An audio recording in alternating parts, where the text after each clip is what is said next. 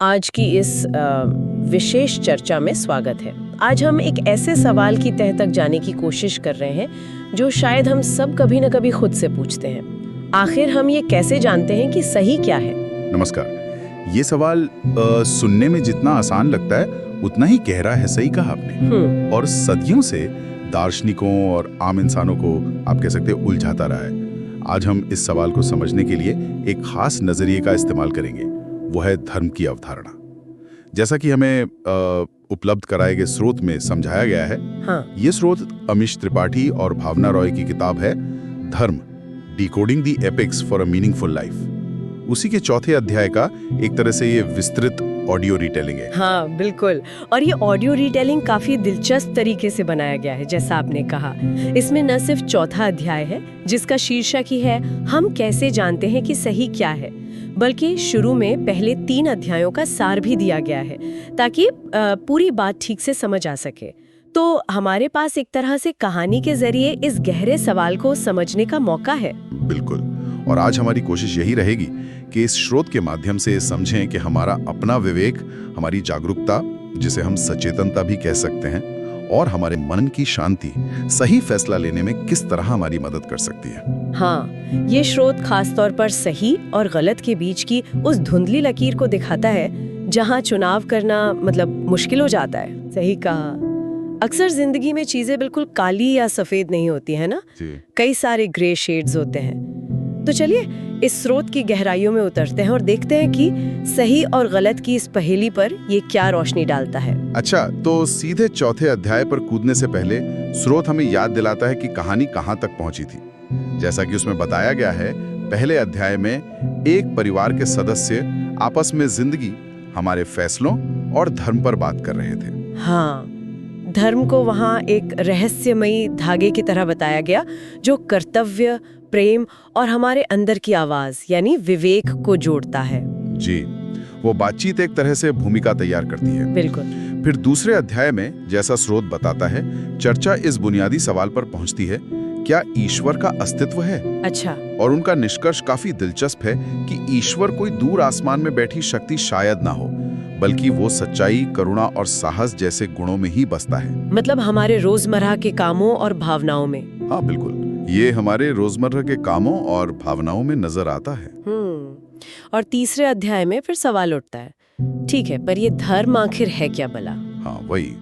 स्रोत के मुताबिक परिवार इस नतीजे पर पहुंचता है कि धर्म महज पूजा पाठ या नियमों की कोई लिस्ट नहीं है, बिल्कुल, बल्कि ये एक तरह का अंदरूनी दिशा सूचक यंत्र है, हमारा अपना नैतिक कंपास जो हमें संतुलन और सामंजस्य की तरफ ले जाने की कोशिश करता है। हाँ।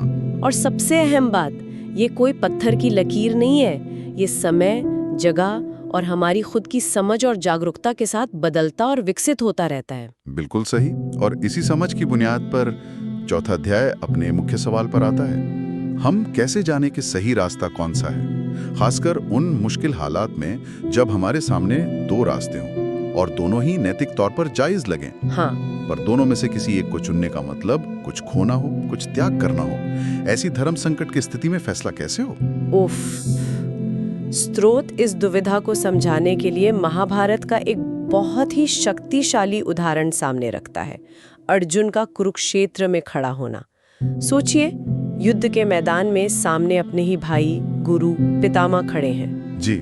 एक तरफ क्षत्रिय होने के नाते उसका धर्म है युद्ध करना, दूसरी तरफ एक शिष्य, एक संबंधी होने के नाते उसका दिल कहता है कि अपने पूज्य जनों पर हथियार कैसे उठाएं।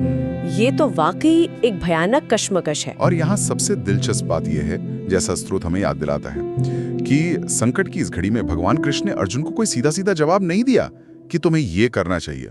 उन्होंने इसे रटा रटाया समाधान नहीं दिया। अच्छा, फिर क्या किया उन्होंने? इसके बजाय उन्होंने अर्जुन को एक नया नजरिया दिया, सोचने का एक अलग तरीका सुझाया। कृष्ण ने समझाया कि सत्य क्या है, ये हमारी जागरूकता के स्तर पर निर्भर करता है। धर्म का रास्ता ये पूछने से नहीं मिलता कि दुनिया क्या कहेगी या रिवाज क्या है, बल्कि खुद से ये पूछने से मिलता है कि मेरी अपनी अंतरात्मा, मेरा ज़मीर क्या स्वीकार करता है। ये बहुत गहरा विचार है।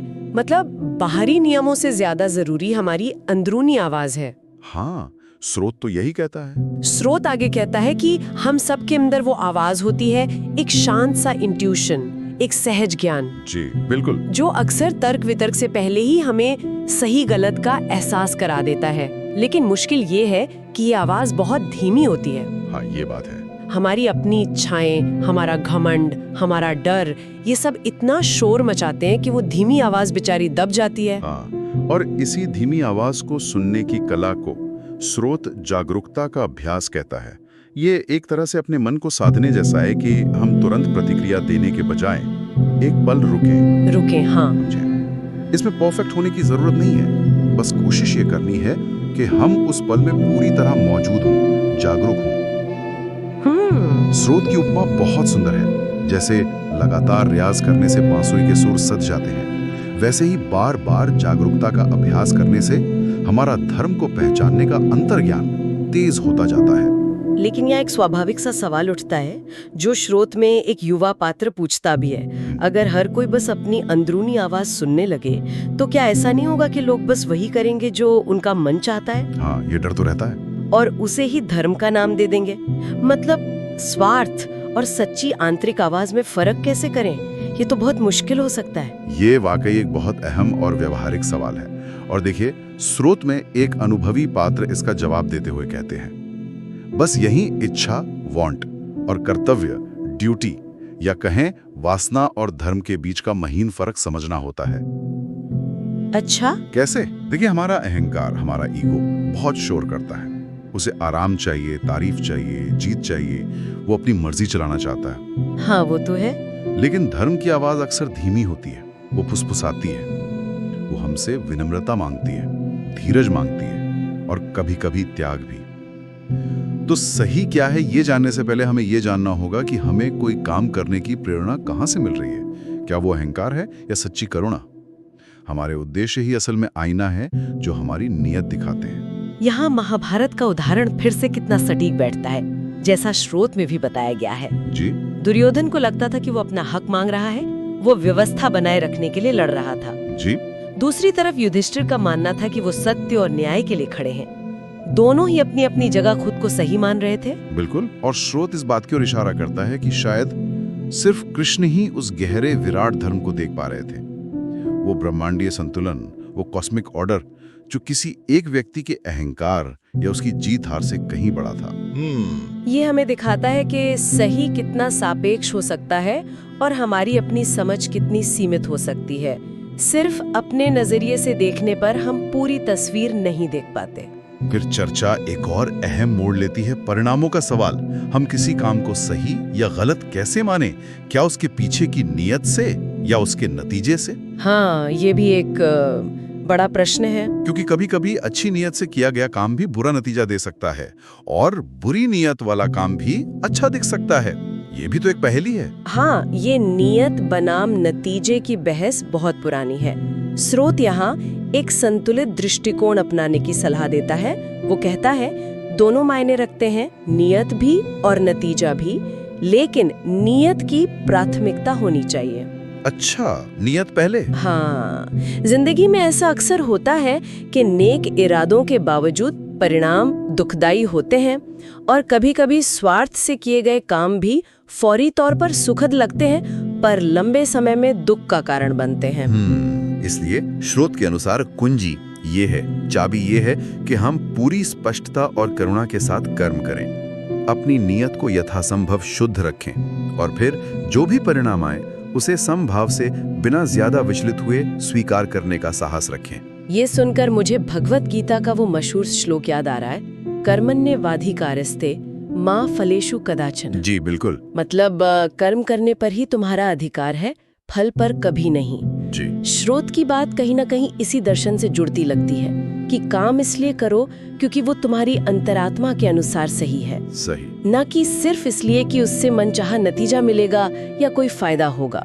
फल की चिंता से मुक्त होकर कर्म करना। बिल्कुल। ये अनासक्ति का भाव ही शायद हमें सही कर्म करने की दिशा में स्थिर रखता है। अध्याय के अंत की ओर बढ़ते हुए स्रोत बताता है कि परिवार के सदस्य गहरी शांति और चिंतन में डूब जाते हैं। हाँ, उन्हें ये एहसास होता है कि धर्म कोई ऐसी चीज नहीं है जिसे क्लासरूम में पढ़ाया जा सके या नियमों की तरह रखाया जा सके। इसे तो महसूस करना होता है, अपने अंदर अनुभव करना होता है। हाँ, और स्रोत यहाँ सही को पहचानने की एक बहुत ही सुंदर और प्रैक्टिकल कसौटी देता है। जी। वो कहता है कि आप तब जानते हैं कि आपने सही चुनाव किया है जब वो चुनाव करने के बाद, वो फैसला लेने के बाद आपके मन में, आपके दिल में एक गहरी शांति उतर आती है। जी। अगर अंदर कोई बेचैनी नहीं है, कोई अपराध बोध नहीं है, कोई उथल पुथल नहीं है, तो वो शांति ही इस बात का सबूत है कि आप सही रास्ते पर हैं। स्रोत का ये वाक्य बहुत शक्तिशाली है। धर्म शांति में प्रकट होता है,